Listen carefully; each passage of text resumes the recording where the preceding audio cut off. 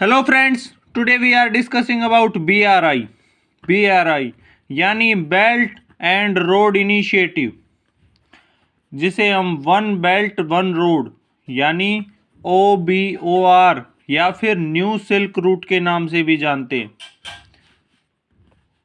New silk route या फिर one belt one road चीन की एक महत्वपूर्ण परियोजना है, यानी इसे चाइना ने शुरू किया था और 2013 में इसे चाइना ने पेश किया था। ये एक कनेक्टिविटी परियोजना है जिसके द्वारा रेल, सड़क या फिर समुद्री मार्ग द्वारा एशिया, यूरोप और अफ्रीका को जोड़ने का रास्ता है।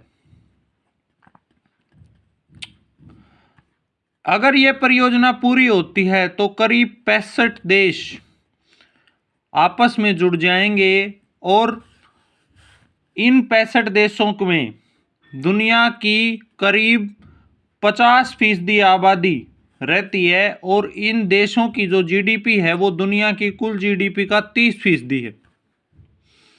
2013 में इस परियोजना को रखने के बाद इसका विस्तार से वर्णन चीन ने किया था और बहुत सी बातें इसमें प्रस्तावित की गई थी।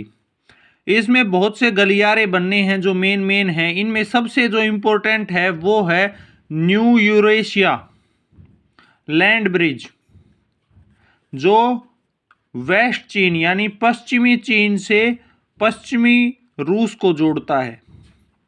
इसके अलावा चीन, मंगोलिया और रूस गलियारा, जो उत्तरी चीन को पूर्वी रूस से जोड़ेगा।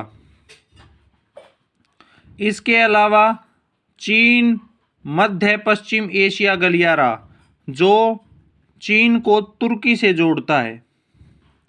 इसके अलावा चीन इंडो चाइना प्रायद्वीप गलियारा, जो दक्षिण चीन को सिंगापुर से जोड़ेगा।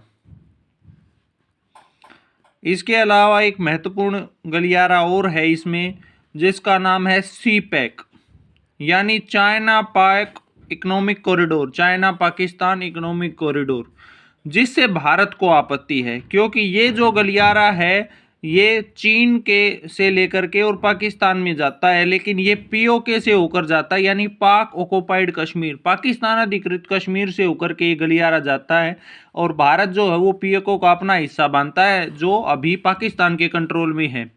इसीलिए भारत को इससे आपत्ति रही है। इसके अलावा इस परियोजना में बांग्लादेश, चीन, भारत, म्यांमार गलियारा भी बनना है और सिंगापुर और भारत होते हुए भूमध्य सागर से समुद्री रास्ता भी जाता है। इसके अलावा पूर्वी एशिया और दक्षिण एशिया होते हुए अफ्रीका की स्वेज नहर से यूरोप को जोड़ने के लिए समुद्री रास्ता है।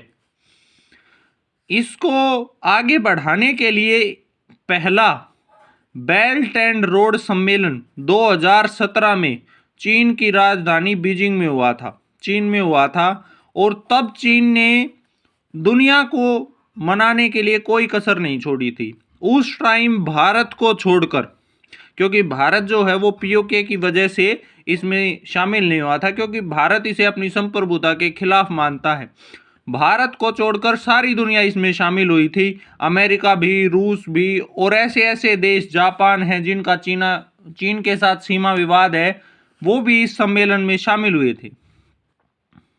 IMF भी उस टाइम था, वर्ल्ड बैंक भी इस सम्मेलन में शामिल हुए थे और करीब 70 से ज़्यादा देशों ने एक संगठन इस पर साइन भी कर दिए थे कि इस परियोजना को आगे बढ़ाया जाएगा।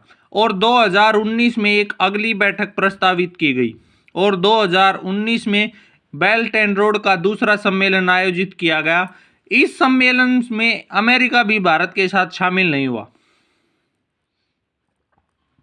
अमेरिका ने भी इस सम्मेलन से अपने हाथ पीछे ले लिए थे, क्योंकि अमेरिका को ये लगने लगा कि ये जो है ये दुनिया के लिए खतरनाक परियोजना है। चीन जो है वो इससे अपना राजनीतिक हित साधने की कोशिश कर रहा है। और इसके अलावा भूटान ने तो 2017 में भी भारत के कहने से इस सम्मेलन में भाग नहीं लिया था। और 2019 में मलेशिया ने भी इस सम्मेलन से अपने हाथ पीछे ले लिए हैं। इसके अलावा G7 कंट्रीज में सिर्फ इटली बचा है इस सम्मेलन में। बाकी यूरोप के कई देश इसे चीन का डेब्ट ट्रैप यानी कर्ज जाल मानते हैं कि चीन जो है वो कम विकसित देशों को कर्ज दे करके उन्हें अपने कर्ज जाल में फंसा लेगा, और ये रास्ता बनने के बाद चीन जो है वो दुनिया की महाशक्ति बन जाएगा। इस डर से कई देशों ने इससे दूरी बना ली है। लेकिन चाइना जो है वो इसे एक ऐतिहासिक सिल्क रूट को दोबारा जिंदा करने की बात कह रहा है और इससे व्यापार में बढ़ोतरी होगी, ऐसा चीन का दावा है। ये जो है वो चीन से होते हुए रूस, Uzbekistan, Kazakhstan, Iran, Turkey, Poland, Ukraine, Belgium, France, Athens, Kenya, Sri Lanka, Myanmar, Jakarta, Kuala Lumpur होते हुए चीन को ही वापस जोड़ देगा, जिसे बंदरगाहों को है ना भारत को चारों तरफ से घेरने की कोशिश है, जिसे स्ट्रिंग ऑफ पल्स कहा जा रहा है। इसके तहत चीन ने श्रीलंका में इधर बंदरगाह भी बना लिया है। इस तरह से चीन की महत्वाकांक्षी परियोजना है ये, और अब भविष्य में देखा जाएगा कि इसका क्या होगा और क्या नहीं। लेकिन इस परियोजना पर आज काम बहुत आगे बढ़ गया और चीन इसके लिए कितना भी दर लगाने के लिए तैयार है। Thank you.